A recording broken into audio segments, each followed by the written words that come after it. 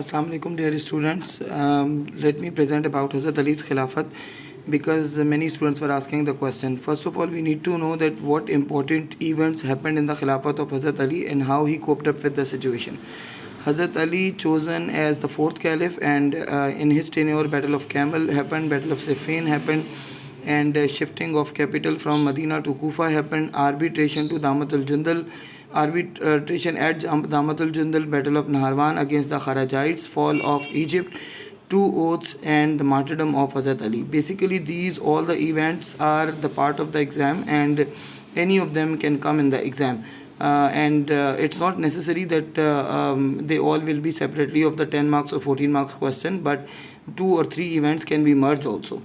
So at the first place we will do the election of Hazrat Ali as the fourth caliph, because his election can also come with some other topic in exam. So the assassination of Hazrat Uthman led the people traumatized. Like in Medina, people were feeling insecure. Even if we would see closely, Medina was Hijaz-e-Muqaddas and is still, and it is haram. It was not allowed to bring weapons in Medina, but now everybody who is living in Medina and at the time of Hazrat Usman's assassination, they knew that people had weapons with them. Rebels are not empty-handed. They brought the weapons hiddenly to Medina, and they have assassinated Hazrat Usman, who was the caliph of Islamic Empire, which was around like 80% of the world that time. So Hazrat Ali was a natural choice that time. Why he was a natural choice? Because rebels gave some code of conduct for the next caliph, and amongst their conditions, there was some conditions which were completely about Hazrat Ali. The first condition was that the next caliph must be the close disciple or the relative of the Prophet ﷺ. He must be a heroic figure. He should be well versed with Quran and Sunnah, and he must be a heroic figure. He should have a legacy of wars also. So Hazrat Ali was the one who was fulfilling all that criteria. He was the only and the best choice, because he was the closest companion and the closest relative of the Prophet ﷺ, among the first to accept Islam, and one of the closest disciple, a heroic figure, and the best understanding of the Quran and Sunnah. So of course Hazrat Ali was a natural choice that time. However, when Hazrat Ali took an oath, Hazrat Ali cleared this, and he made people sure that he would not be the first speech which he delivered. He told in that speech that he would not be bearing any sort of complacence in the people. Means like people will not be complacent in his tenure. They would be vigilant. And some other thing, like rebels of Medina, they were also happy with Hazrat Ali. All other cities like Makkah and all other states, they were also having no issue with Hazrat Ali as a caliph, and Hazrat Ali was the one on whom each and every person was agreed that time. Even Hazrat Talha and Hazrat Zubair, they both had taken the pledge of allegiance on the hand of Hazrat Ali, and they accepted the Khilafat of Hazrat Ali. Even though Hazrat Abu Musa Ashari, he also accepted the Khilafat of Hazrat Ali. Even if you would see closely, Hazrat Abu Musa Ashari was one of the neutral companion, but that time he also accepted the Khilafat of Hazrat Ali, and he took an oath, and he accepted the designation given by Hazrat Ali also, and he was the one who was given the governorship of Kufa. So later on. But now the first move of Hazrat Ali after becoming a caliph, like he had his own strategies and he had his own ijtihad. So we cannot challenge the ijtihad of any of the companions. This is just a history, and we will take it as a history. We are not supposed to judge anyone here. Now Hazrat Ali made a decision to change the governor, Hazrat Amir Muawiyah, who was the governor of Syria. He was not appointed by Hazrat Usman, he was appointed by Hazrat Umar. We have done in the Khilafat of Hazrat Usman, right? So Hazrat Ali appointed Hazrat Suhail bin Hanif as in the replacement of Hazrat Amir Muawiyah. However, he was not accepted, and he could not proceed. Walid bin Uqba was appointed. Walid bin Uqba was the governor of he was the governor of Kufa, and he was replaced by Amara bin Shahab, but he was also not accepted. Even though he was not he was not entered into the city. Abdullah bin Amir replaced by Usman bin Hanif and at Basra, and he was accepted. However, Abdullah bin Saad, he was replaced by Qais bin Saad, in Egypt and accepted. If you will see closely, these all the governors who were appointed by Hazrat Ali, they were from Ansars. Before that, Ansars were not given an opportunity for ruling or for for any designation. But now, because mainly in the Caliphate of Hazrat Uthman, governorship and the big designations were in the hands of Umayyads. So now Hazrat Ali tried to give the chance to Ansars also, because Ansar were one of the loyal companions of the Prophet Sallallahu Alaihi Wasallam, and Hazrat Ali was very close to them, and they were also the trusted people of Hazrat Ali. So they were given this opportunity that Hazrat Ali appointed them as governor. Now, why the Battle of Camel happened? This was declared as the first civil war in Islam, and it left the Muslim society in anarchy and civil disobedience. So what happened that in the Battle of Camel, before the Battle of Camel, when Hazrat Ali sent the governors to the different cities, when they were not accepted, Hazrat Ali wrote some letters to Hazrat Amir Muawiyah, and some letters were exchanged by Hazrat Ali and Hazrat Amir Muawiyah, but they could not reach to the conclusion.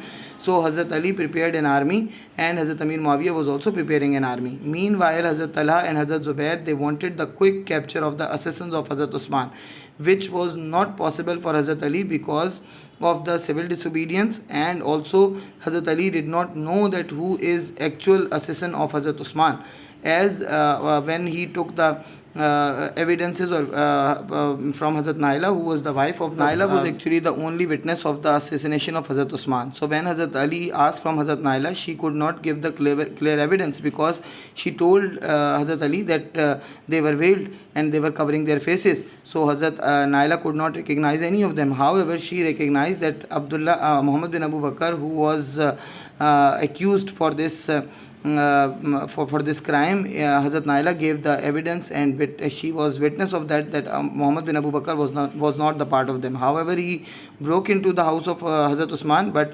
there is no clear evidence that he was the one who killed Hazrat Uthman. However, when Hazrat Ali could not implement this, he could not do the quick capture of the assassins of Hazrat Uthman. So Hazrat Talha and Hazrat Zubair turned against Hazrat Ali, and they both managed to go to Makkah, because they wanted to talk about this matter with the people of Makkah. So when they were going, Hazrat Ali asked them, because Hazrat Ali did not want them to leave, but still Hazrat Talha and Hazrat Zubair were determined to leave. Now what, on the way, when they were going to Makkah, they found Hazrat Aisha on the way, and they narrated the whole story to Hazrat Aisha. Hazrat Aisha was quite happy with Hazrat Ali's Khilafat, but she was sad about Hazrat Uthman's assassination, brutal assassination.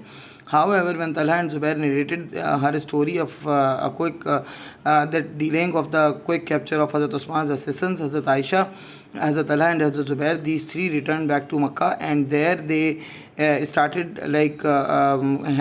campaign, and they wanted to take the revenge of Hazrat Uthman's assassination by themselves. It means that they were not relying on Hazrat Ali for the assassination of Hazrat Uthman's quick capture. So now they moved towards, at the first place they wanted to go to Kufa, but they came to know that Hazrat Abu Musa Ashari is there, and Hazrat Abu Musa Ashari was one of those neutral companions who were not supposed to even give them privilege, Hazrat Aisha, Hazrat Talha and Hazrat Zubair. So they turned their attention towards another garrison city, that was Basra, and they reached at Basra. However, when they reached at Basra, Uthman bin Hanif was the governor of Basra, and they did not allow him to get into the governorship. And Hazrat Talha and Hazrat Zubair and Hazrat Aisha managed, when they left Makkah, they had around 2,500 people with them. But now at Basra and from some other garrison cities, they gathered some more people, and all together they were around 10,000 people. Hazrat Ali came to know about this. So Hazrat Ali, leaving Hazrat Amir Muawiyah behind, he intended towards Basra to settle down the situation at Basra. So he had around 3,000 people with him, but when he came to know that Hazrat Aisha, Hazrat Talha and Hazrat Zubair are able to gather, they were able to gather around 10,000 of people. So Hazrat Ali asked for the reinforcement from Hazrat Imam Hassan, and Hazrat Imam Hassan gathered around 7,000 more people, and now Hazrat Ali was also having around 10,000 people with him. So those armies were facing each other at Basra. Now what happened? There are some people who were neutral in this all scenario. They were Salma, the wife of the Prophet sallallahu alaihi wasallam, Hazrat Hafsa, wife of the Prophet sallallahu alaihi wasallam, and his brother Hazrat Abdullah bin Umar. They both were the children of Hazrat Umar. Abu Musa Ashari, who even took the pledge on the hand of Hazrat Ali, and he accepted the governorship of Kufa also, but he remained neutral. And Saad bin Waqas, he also remained neutral in this matter. So the main fighting did not start because Hazrat Ali and Hazrat Aisha, none of them wanted to have a fight, but and Hazrat Ali started negotiation with Hazrat Aisha, Hazrat Talha and Hazrat Zubair, and somehow they reached to the conclusion that they are supposed to have a negotiation. And then Hazrat Ali called Hazrat Zubair, because Hazrat Zubair was first cousin of Hazrat Ali. He was the son of the aunt of Hazrat Ali, Hazrat Safiya, and Hazrat Safiya was one of those people, one of those early converts who accepted Islam in the beginning of the years, and Hazrat Zubair also. So when he called Hazrat Zubair, and he said to Hazrat, he reminded the hadith of the Prophet to Hazrat Zubair, that words of the Prophet sallallahu alaihi wasallam, that you will fight someone and you will be a wrongdoer.